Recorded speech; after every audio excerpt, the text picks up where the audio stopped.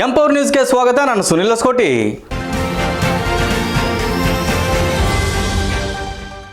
ಕೋಲಾರ ತಾಲೂಕಿನಲ್ಲಿ ಅಕ್ರಮ ಕಲ್ಲು ಗಣಿಗಾರಿಕೆ ಮತ್ತು ಜಲ್ಲಿ ಕ್ರಷರ್ನಿಂದ ಗ್ರಾಮಸ್ಥರು ಬೇಸತ್ತು ಹೋಗಿದ್ದು, ಗಣಿಗಾರಿಕೆ ಸ್ಥಳದಲ್ಲೇ ವಿಷ ಕುಡಿದು ಸಾಯುತ್ತೇನೆ ಎಂದು ಆಕ್ರೋಶ ಹೊರಹಾಕಿದ್ದಾರೆ. ಕೋಲಾರ ತಾಲೂಕು ವೇಮಗಲ ಹೋಬಳಿಯ ಸೀತಿ ಗ್ರಾಮ ಸರ್ವೆ ನಂಬರ್ 19 ಹೊಸ ಸರ್ವೆ ನಂಬರ್ 383 ಮೋಳ ಗೋಮಾಲ ಜಮೀನು ಆಗಿದ್ದು, ಈ ಜಮೀನಿನಲ್ಲಿ ಸುತ್ತಮುತ್ತಲಿನ ಸೀತಿ, ಮಠಪುರ, ಮಾರ್ಜನಹಳ್ಳಿ ಗ್ರಾಮಗಳು 500 ಮೀಟರ್ ಅಂತರದಲ್ಲಿ ಹೊಂದಿಕೊಂಡಿದ್ದು, ಗಣಿ ಮತ್ತು ಭೂ ವಿಜ್ಞಾನಗಳ ಇಲಾಖೆಯ ಅಧಿಕಾರಿಗಳು ಕೋಲಾರ ಇವರ ಯಾವುದೇ ರೀತಿಯ ಸ್ಥಳ ಪರಿಶೀಲನೆ ಮಾಡದೆ ಜಲ್ಲಿ ಮತ್ತು ಕ್ರಷರ್ ಘಟಕ ಪ್ರಾರಂಭಕ್ಕೆ ಅನುಮತಿ ನೀಡಿದ್ದು, ಸ್ಥಳೀಯ ಸುತ್ತಮುತ್ತಲಿನ ಗ್ರಾಮದ ರೈತರು ತೊಂದರೆ ಮತ್ತು ಕಿರುಕುಳ ಅನುಭವಿಸುವಂತಾಗಿದೆ.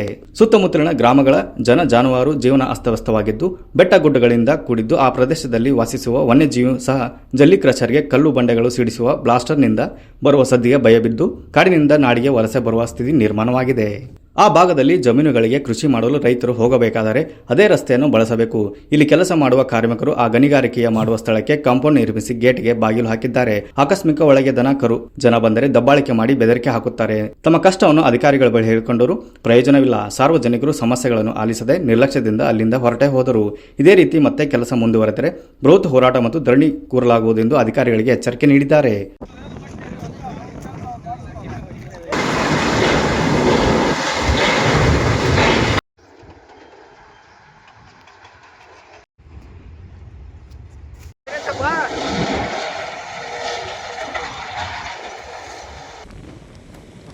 ನಮ್ಗೆ ಸಲ ಹೇಳಕ್ ಗೊತ್ತವ್ರೆ ಹೇಗೆ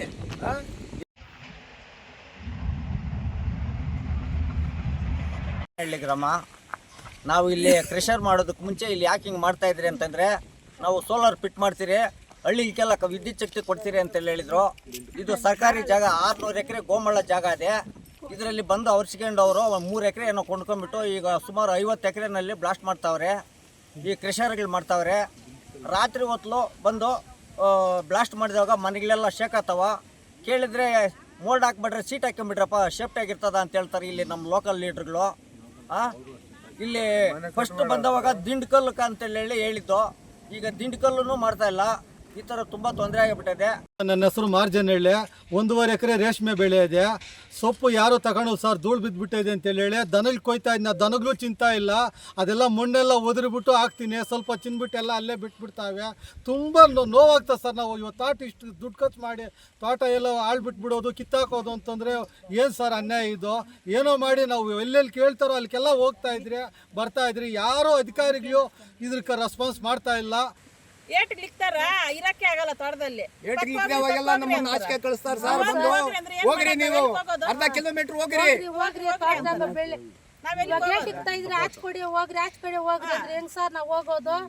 ಕೆಲಸ ಮಾಡಕ್ ಆಗಲ್ಲ ಸರ್. ಅದ್ರಲ್ಲಿ ನಾಷ್ಟಿ ಹೋಗ್ರಿ ಅಂತಾರ. ನಾವು ಕೂಲಿ ಕೊಡೋರು ಸುಮ್ಮನೆ ಇರ್ತಾರ. ನಾವು ಅಗ್ಲಗಲ್ಲ ಆಚೆ ಕಡೆ ಹೋಗಕ್ಕಾಗ್ತದ? ಮುನಿವೆಂಕಟಪ್ಪ ಅಂತೇಳಿ. ಇದು ನಾವು 2005ರಲ್ಲಿ ಇಂದ ಕ್ರೆಷರ್ ಮಾಡಬೇಕಂತೇಳಿ DC ವರ್ಗ ತಹಸೀಲ್ದಾರ್ಗೆಲ್ಲನೂ ಕೊಟ್ಕೊಂಡು ನೋಟಿಸ್ಗಳು ನಿಲ್ಲಿಸ್ತಾ ಬಂದಿದ್ದೀವಿ.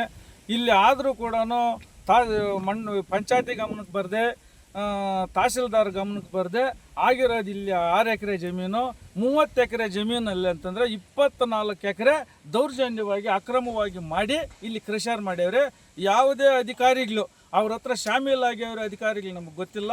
DC ಅವ್ರ ಗಮನಕ್ಕೆ ತಂದಿದ್ರು ಕೂಡ DC ಅವರು ಕಣ್ಣು ಮುಚ್ಕೊಂಡು ಕುಂತವ್ರೆ. ತಹಸೀಲ್ದಾರ್ ಗಮನಕ್ಕೆ ತಂದಿದ್ರು, ತಹಸೀಲ್ದಾರ್ ಕಣ್ಣು ಮುಚ್ಕೊಂಡು ಕುಂತವ್ರೆ. ಮಾರ್ಜನಹಳ್ಳಿ ಪ್ರಭು ಅಂತ. ನಮ್ಮದಿಲ್ಲಿ ಪಕ್ಕದಲ್ಲಿ ತೋಟ ಇದೆ, 5 ಎಕರೆ ಟೊಮೆಟೊ ತೋಟ ಸರ್. 2 ವರ್ಷದಿಂದ ಕ್ರೆಷರ್ ಮೈನಿಂಗ್ ಆ್ಯಕ್ಟಿವಿಟಿ ಸ್ಟಾರ್ಟ್ ಮಾಡಿದ್ರು. ಇವಾಗ ಕ್ರೆಷರ್ ವಾರದಿಂದ ಸ್ಟಾರ್ಟ್ ಮಾಡಿದ್ರೆ ಫುಲ್ಲು ಧೂಳು ಮುಚ್ಚೋಗಿ ಬೆಳೆಗಳು ಏನಕ್ಕೂ ಆಗಲ್ಲ ಸರ್. ಊರವರೆಗೂ ಹೋಗ್ತಿದೆ ಧೂಳು.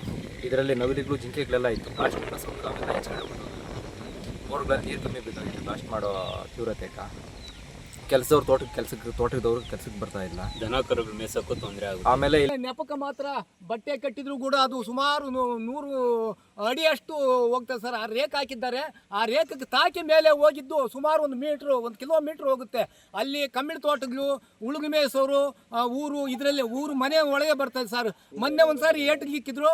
ಆ ಏಟಿಗೆ ಇಕ್ಕಿದವಾಗ ಮನೆ ವರಂಡಗಳು ಈ ರೇಕ್ ಹಾಕಿದ್ರಲ್ಲ ಅವೆಲ್ಲ ಕಲ್ಲಿಬಿಟ್ಟು ಜಲ್ ಅಂದ್ಬಿಟ್ಟು ಆವತ್ತೆಲ್ಲ ಬಂದ್ವಿ. ಆವತ್ತು ಬಂದರೂ ಕೂಡ ಯಾರೂ ಇವರು ಗಮನಕ್ಕೆ ಹರಿಸ್ಕೊಂಡಿಲ್ಲ.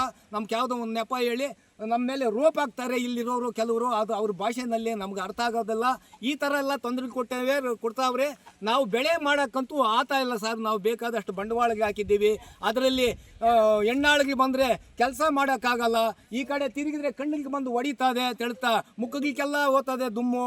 ಈ ರೀತಿ ಆಗಿಬಿಟ್ಟಿದೆ. ಯಾರು ಬರೋಲ್ಲ ಸರ್, ಕೆಲಸಕ್ಕೂ ಬರೋದಿಲ್ಲ. ಆಮೇಲೆ ಇಲ್ಲಿ ನಕಾಸ್ನಾಗೆ ದಾರಿ ಇದೆ ಸರ್, ಗೌರ್ಮೆಂಟ್ ನಕಾಸ್ನಲ್ಲಿ ದಾರಿ ಇದೆ.